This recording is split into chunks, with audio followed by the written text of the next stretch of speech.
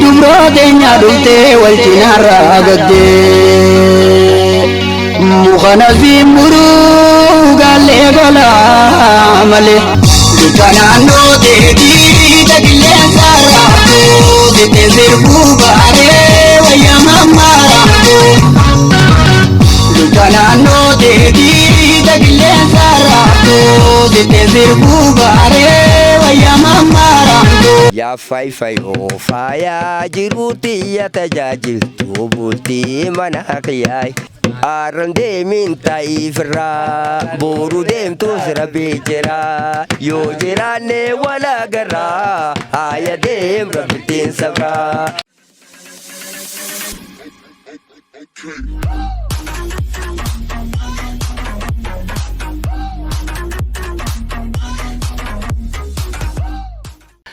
Gamanumaan ammaan tana unaanillee isaanii wajjin aadaa kaayedhee wanni dhaabbadhuuf wal fakkeenya shaggooyyee baadiyyaatti fi shaggooyyee magaalaa sanirratti ammaan tana ijoollummaan afran qalloo jechuudha.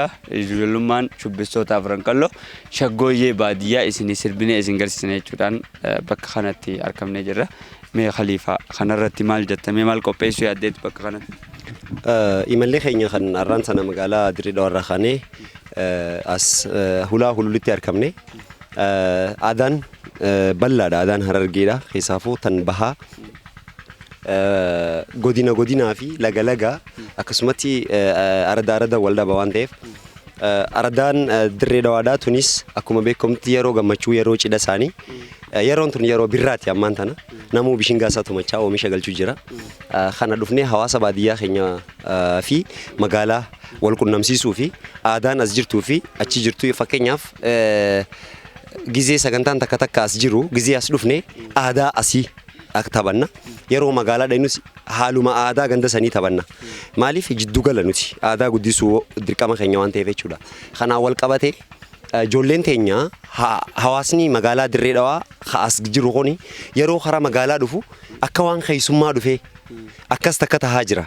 Garuu magaalaan abbaa biyyaa ta'anii magaalaa fi baadiyyaa wal qunnamtii rileeshina guddaa uumne qeyroo nasiitii fi qarree nasii achi wajjin rileeshina uumne yeroo gammachuutii fi yeroo gaddaa aadaa sirna duula abbaa biyyummaa mirkaneessuu irratti shoora waliin taphachuu qabnaa yaada jiruun kan arraan tanaas dhufne jechuudha. Asitti amma aadaan shaggooyyee wal dhaba khasaaniiti arraan tana khasaanii laalleeti sanboota keenyaas garsiisne muuxannoo wal jijjiiraa wajjin leenjii goona jechuudha. Yeroo muraasa karaa muuziqaatichi dabarra.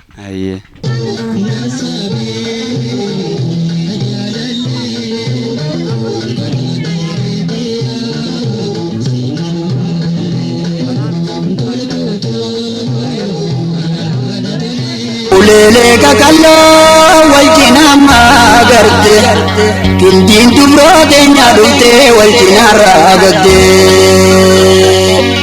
mukhana zimburu galle gola male dufte lafangalto gange gosa male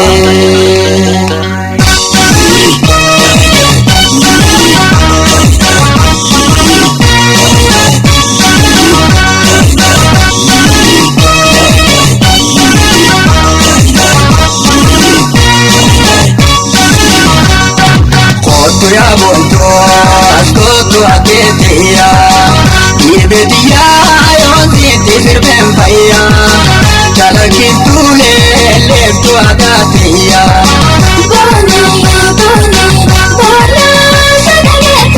namaski sepira masi paruna damachesi koto ya bonto askoto aketia yebedia tifirben faya chala kitule lepto agatia bana sagalete namaski sepira masi paruna damachesi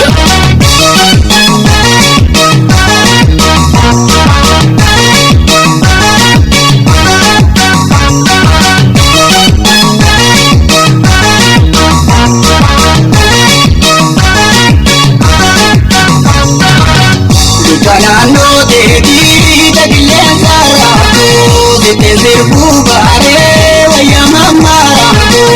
tabirate sirbu baradanam bato Lucanano devi dagile saratu Zite sirbu gare waya mamaratu Tabirate sirbu baradanam bato Shaboye ragada Jaisa orroso Shaboye ragada Jaisa orroso Yatin sirbu barabontu galere Anan jeso galere anan jeso Yatin sirbu barabontu galere Anan jeso galere anan jeso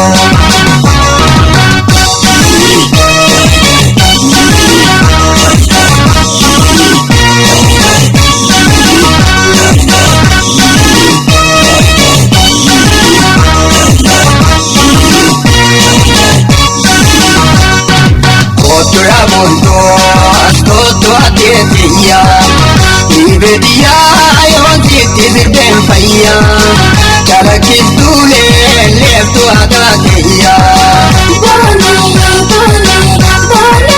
shagalete ananasin Sipiro masiparu nagamachisi Otra bunto askoto ateteya Ibedia yon siti sirben faya Cara kitule leftu agateya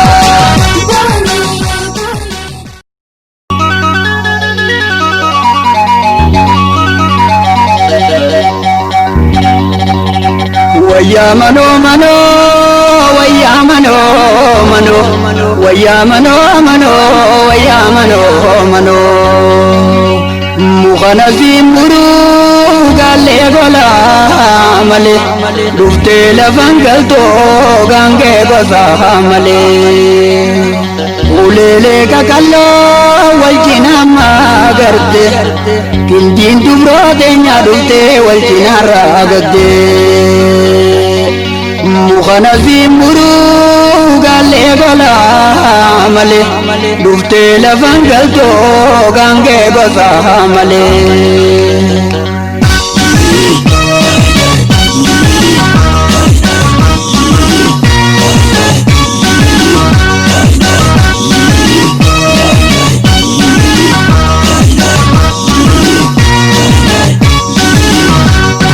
Kotoya bonto askoto ateteya Ibedia yon siti sirben faya Chala kitule leftu agateya Bona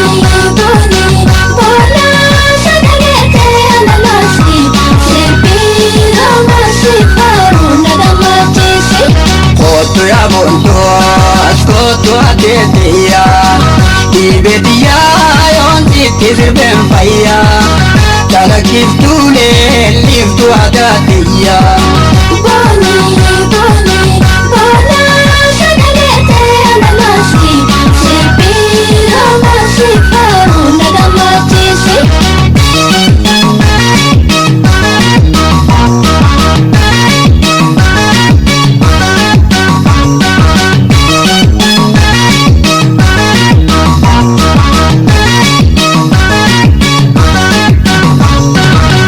Lucanano devi dagile saratu Zite sirbu gare waya mamaratu Tabirate sirbu baradanam bato Lucanano devi dagile saratu Zite sirbu gare waya mamaratu Tabirate sirbu baradanam bato Shaboye ragada Jaisa orroso Shaboye ragada Jaisa orroso Yatin sirbu barabontu galere Anan jeso galere anan jeso Yatin sirbu barabontu galere Anan jeso galere anan jeso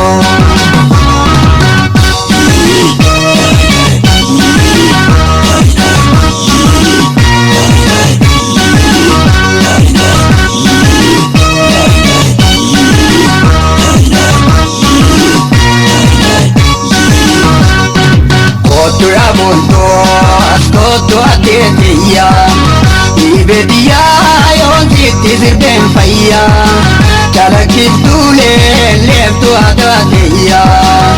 Boni, boni, bona shagalete anamashi. Sirbi ramashi faru nagamachisi. Kootu dhabuuntoo as kootu adeeteeyyaa. Ibediyaa yoonsitti sirbeen fayyaa calaqqiftuulee leeftu adaateeyyaa. Jirra jirtu daawwattoota hordoftoota Rooraas Tube akkam jirtan nagaya fayyaadha. Ammas nagaya isinuma gaafanna maaliif Oromoon yeroo hunda nagaya wal gaafata. Kanaafuu gaangareefu akkuma gartan tumaarra turree yeroo tumnu shoobdoo jechaa turree shoobdoon tun egaa maal akka taatee fi akkasumattis haalli aadaa Oromoo naannoo kanaa akkami kan jedhurra nama keessummaa jabaa naannoo kanatti dhalateetu nu cinaatti argama. Akkasitti dhalataa naannoo kanaatti sirbarrattis sagalee Adam Haaruun qaba. Sagalee bareedduu qaba. Isa inninis kan nu sirbuuf ta'a. Kanaafuu amma dhugaa sagantaatti nu waliin turaan isiniin jaa dura waliin isin barsiisa. Kan wal isin barsiisu Khalifaadha. Khalifa wal barsiisi. Daawwattoota keenya dirreen dhawaa burqiftuu artistootaati. Akkuma beekamutti aartiin namni dirree dhawaa dhufee ijoolleen dirree dhawaadha. Ilaalcha aartii fi dandeettii aartiif qaban kan addaati. Kana keessa araddaa hulul majoo keessatti ulaa hulul keessatti dandeettii addaa qabaa jechuudhaan dhageenyeeti yeroo ammaan tana asitti argama. Namni kun eenyu laata? Dandeettiin isaa hoo maali? Kan waliin daawwannu ta'a. Maqaa keetirraa hin eegala? Muhammad Abdul Karim naan jedhama. Ayyee Muhammad Abdul Karim sagalee wallisaa adda addaa dandeettii akka qabdu dhageenyee jirra. Sagalee adda addaa dandeettii kan hin qabu Adam Haaruun fa'aa sagalee isaa waan tapha isaa kan hin danda'u. Wallisaa hayyuu fi kabajatamaa fi jaalatamaa Adam Haaruun mee walleessaa takeessaa jaalatu takeessaa shaakala gootee dura sagalumaan nu jetta sanbooda dibbee wajjin nu seentaa jechuudha. Sagalee Adam cufa tapha isaa cufanumaan fedha. Ma fedha kan irraa jirurraa amma isin kun waan deemtanii imaltootanii dhuftanii jechaaf. Sossootee makiinaan imaltoota fuutee. Sossootee makiinaan imaltoota fuutee. Eenyuun naayimii fi bakkinuuf qabamte. Shirshir jennee galla koo biyyaas baratte. Kana jookon isinii taphadhu. Isinii bakka dibbee seetiin. Dibbee daa wajjin abshir ayyee ni ta'a. Eegali.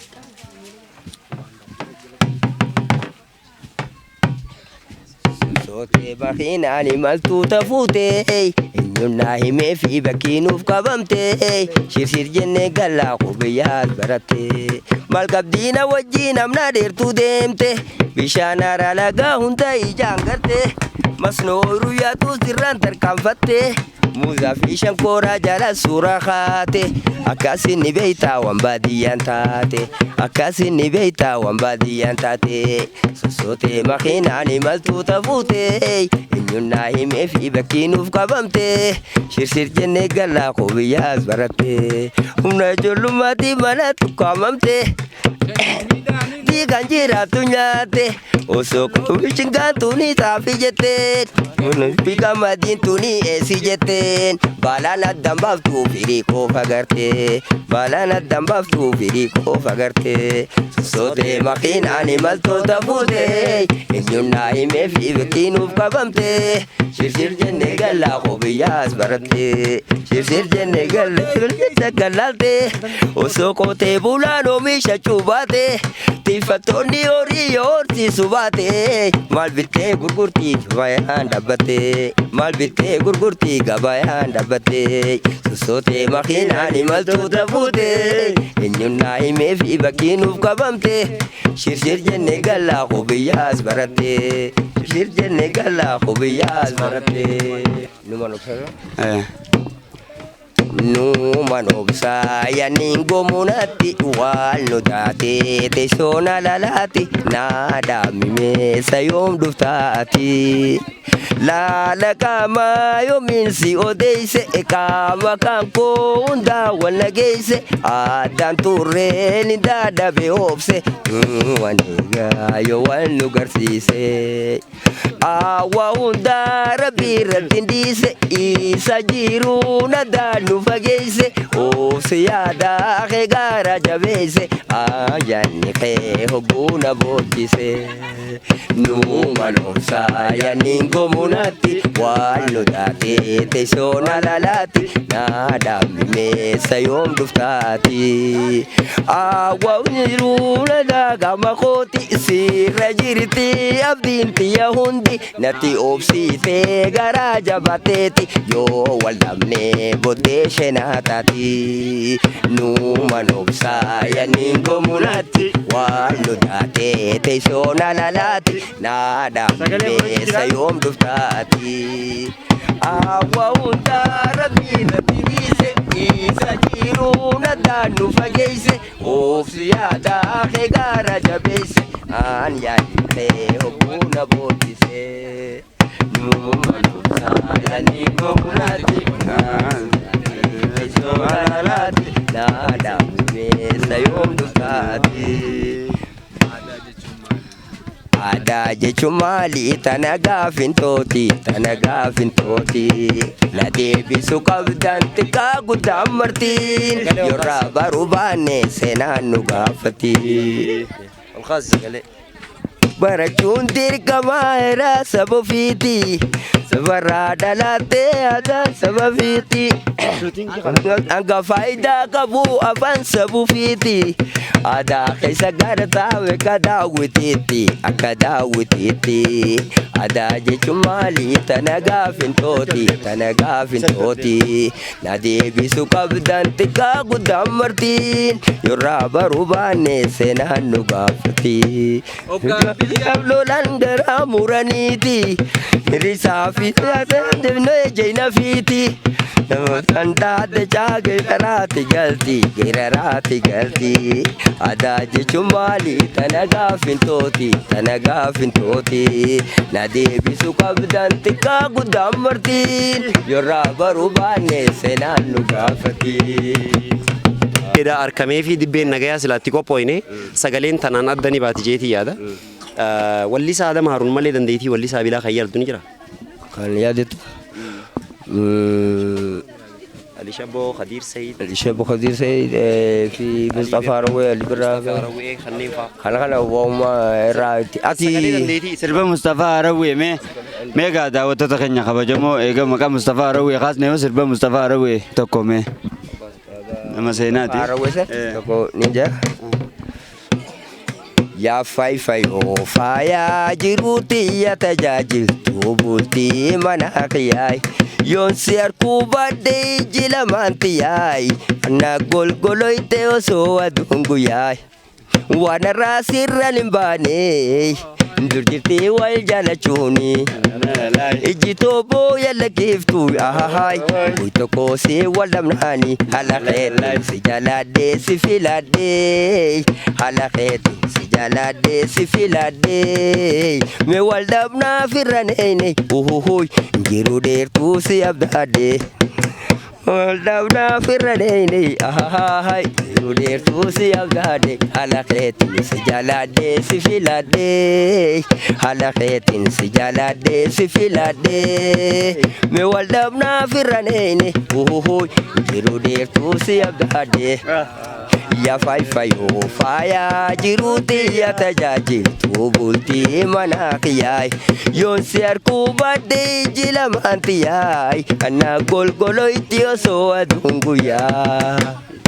Arran deemin taa'ifirraa boru deemtus rabbii jira yoo jiraanne wal agarraa haaya deem rabbittiin sabraa jitte deemtus humaa miti achi naftus waa humaami jitte deemtus humaa miti achi naftus waa humaami namannoon tootanaa miti dhaamsa kee na dhamii ati arran deemin taa'ifirraa boru deemtaa rabbii jira yoo jiraanne wal agarraa Ayatee rabbitiin sabraa deemuun ta'e awwaanan taane akkana wal mari'anne deemuun ta'e awwaanan taane akkana wal mari'anne giddee deemtu sumaa miti dhaamsa naadhaami ati.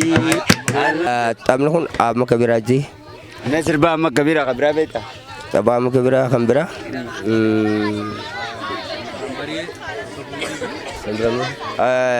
Kan biraattillee numaan beekaa yaadadhu numaan taphadha. Amma kanuma yaadadha. Yaadatu taphadha.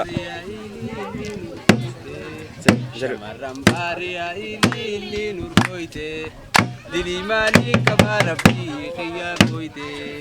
Samirran baari'ee ililli nurgooyte samirran baari'ee ililli nurgooyte dilimaaliin kabaara fi xiyyaa gooyte jalti afaanii deebuu naman baabsu jalti afaanii deebuu naman baabsu ansumalee gaammanaa gadin baatu ansumalee gaammanaa gadin baatu bula jawween kootii madaa gadinaaree bula jawween kootii madaa gadinaaree adama meedaaltees mawaar natti maaree adama meedaaltees mawaar natti maaree jalti afaanii deebuu naman baabsu jalti afaanii deebuu naman baabsu ansumalee gaammanaa gadin baatu ansumalee gaammanaa gadin baatu.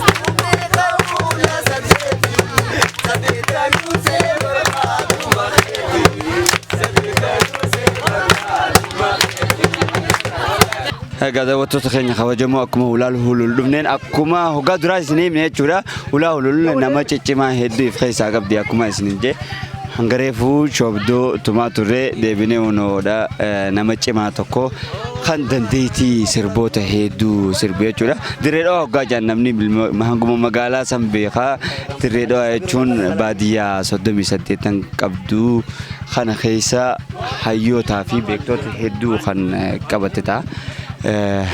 Inni kuni nama dandeettii cimaa osoo qabu baadiyyaa kana keessa dhokote yoo rabbi jee fuula duraa akka waan mataa isaatiin sirba mataa isaatiin as nu bahuu abdii irraa qabna. Sagantaan arraaf qabannee tan nama hedduu nama barsiistuu fi han nama bohaarsitu ta'uu jechuudha. Gamanumaan akka irraa baratan abdii isinirraa qaba. Mee Khaliifaan yoo goolabuu barbaade haa goolabu mee Khaliifaa maal jedha? Wallahi Amiroo har'a waan bareedaadha godhaa jirra. Hawaasa hulaa hululii wajjin muuxannoo nuti wal jijjiirree bareedaadha. Shaggooyyee illee muuxannoo wal jijjiirree jirra. Haala hojii ijaarmee isaanii guuzaa akkaataatti walii oolan Oromummaan maal akka ta'e isaanirraa barree jirra. Hawaasni kun magaalaa Dirree Dhawaa kana haala inni jiruu fi jireenyi isaan itti jiraatan karaa magaalaa dhufe akka muuxannoo tana wal jijjiiran abdii guddaa qabna. Wallisaan asitti argamu kun wallisaa dandeettii muuziqaa dur muuziqaaleen meeshaaleen muuziqaadhaa ka dur dibbee fi kun dhabamaa jira. Kana deebisuudhaan irratti innis gargaarsa gumaacha gama isaa waan nu godhu qaba. Haaluma kanaan hawwisoo teenyatti hidhaamee shaakallii kan wajjin godhu tahaa jechuudha. Gaa arraan tana as nu fidee akka nuti asitti waan dila kana hojjennu kan nu godhe miseensa keenya Jamaal kana ni yaadatan gaafa xiiqii jechuudha irreecha dirree dhawaarraa kiiloomeetira 550 miilaan deemuudhaan seenaa warra dirree dhawaa keessaaf yeroo duraatiif miilaan deeme keessaa san keessaa select godhamuudhaan Afranqalloo Athletics Sport Club keessatti ammaan tana makamee fiigicha athletiksii Afranqalloo keessaas qooda mataasaa qaba miseensa keenya shubbisaadha reefu akkuma agartanitti shaggooyyee asitti taphatanii isaan nu barsiise shobdoodaas isaatu asitti uummata kanaa wajjin rileeshin akka nu uumnu nu godhe Jamaal hedduu galatoomis hin jenna mee arraan tana sagantaan qabanne sun haala maal si fakkaata? Sagantaan hedduu bareedaadha. Isinilleen fi warri gandaatilleen akkasumatti keessummoonni keenya kan arrana wajjin dirree dhawaarraa dhuftanii miseensi keenya guutumatti akkasuma warra asiitillee akkasumatti galatoonfachuun barbaada.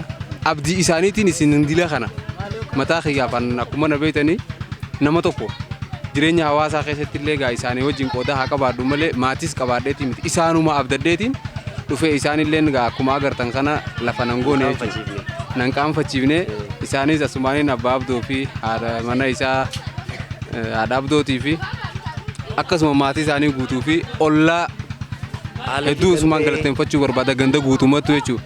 Qayroo fi qarree dabalatee galatoomaan jechuu barbaadan isinilleen hedduu naa galatooma.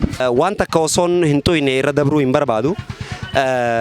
Ijoollee teenya hooggantoota magaalaa Dirree Dhawaa jiru keessaa dargaggoo Aanaa Umar jaarmaya keenya kana akka haareetti ijaarree baadiyyaa fi magaalaan akka walitti cimnu namni shoora guddaa nu taphate tokko Aanaa Umar galata guddaa asitti siif galchina.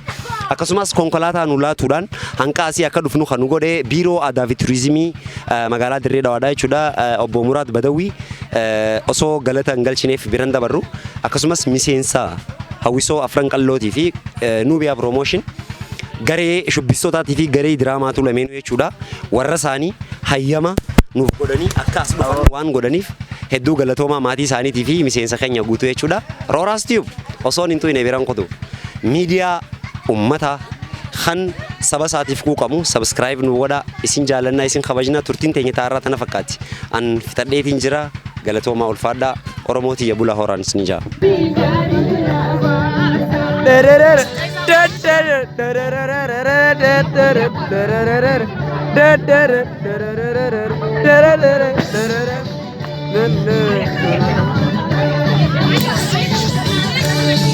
Ven así, fotos.